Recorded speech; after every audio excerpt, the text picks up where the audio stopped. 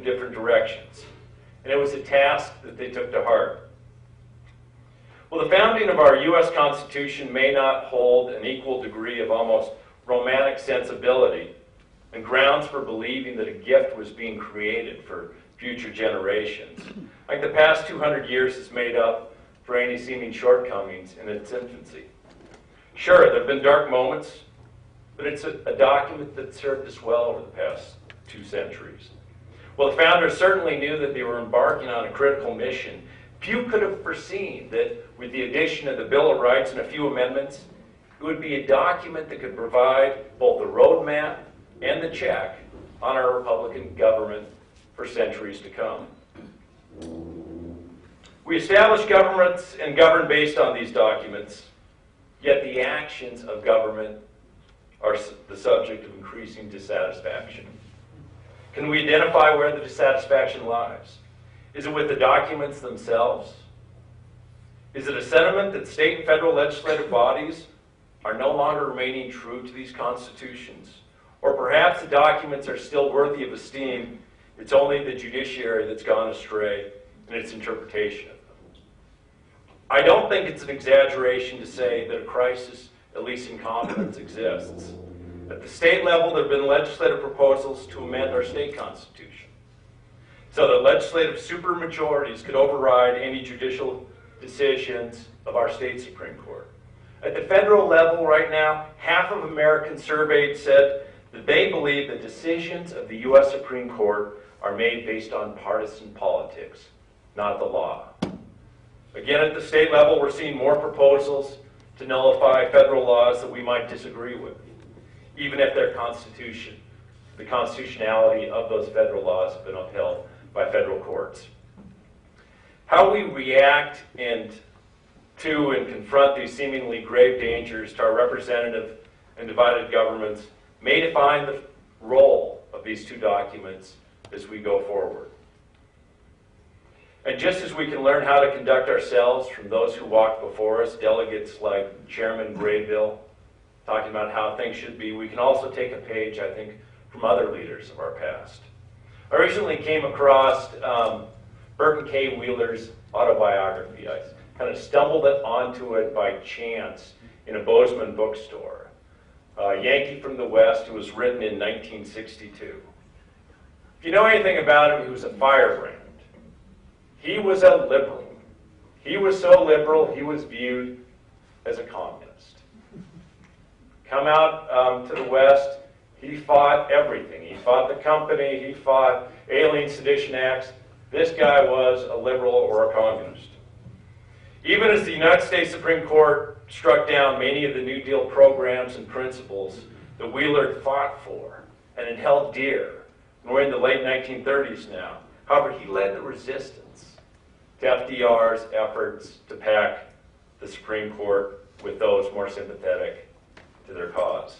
When Roosevelt proposed legislation reorganizing the judiciary so that the president could add 1 new justice for everyone who refused to retire by their 70th birthday, so making the ability and the opportunity to add 6 new justices, thereby upholding anything more or less that Congress and the executive might have asked for, it was Burton that took the lead.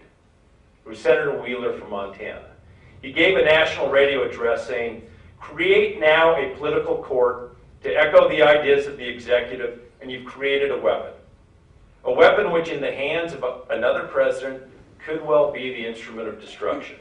A weapon that can cut down those guarantees of liberty, written into your great doctrine by the blood of your forefathers, and that could extinguish your rights of liberty, speech, or thought, or of action, or of religion.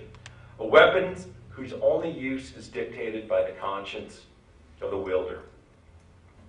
Wheeler's words and actions offer lessons not only about disagreeing while being disagreeable, but are a courageous reminder that those of us engaged in civic life, which is certainly anybody that would take a Friday afternoon to join a humanities lecture, but anybody engaged in civic life needs to rise to the occasion of being greater than we are as individuals or as members of political parties.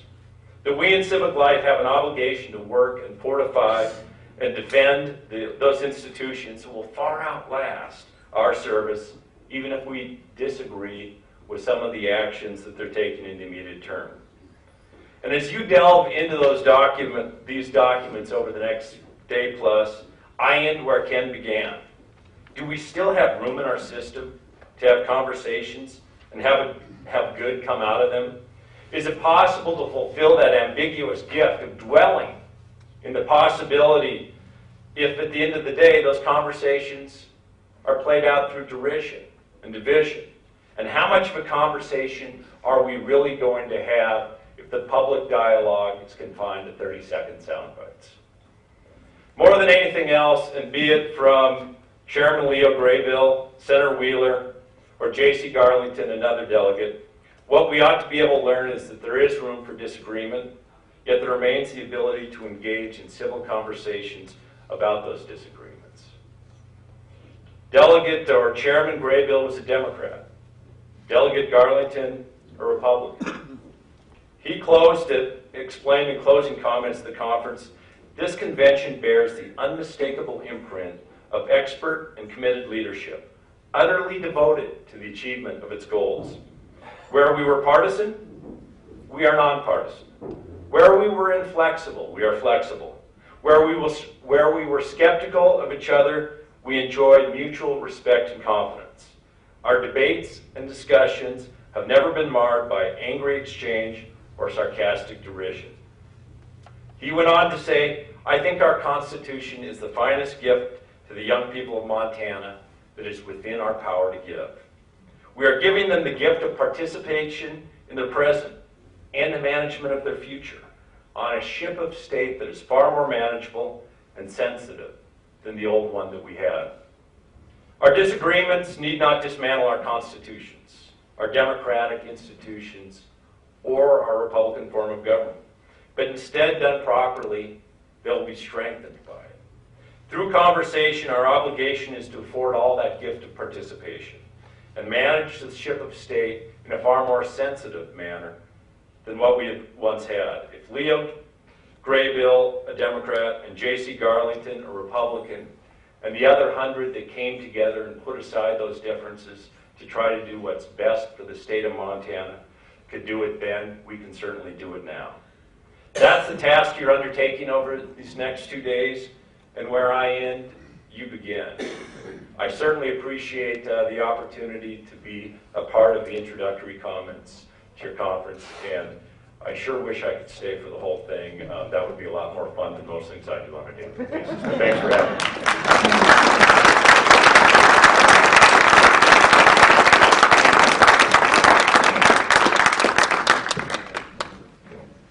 Thank you, Attorney General Bullock. And now a message from Senator John Tester, read by Shannon Lewis.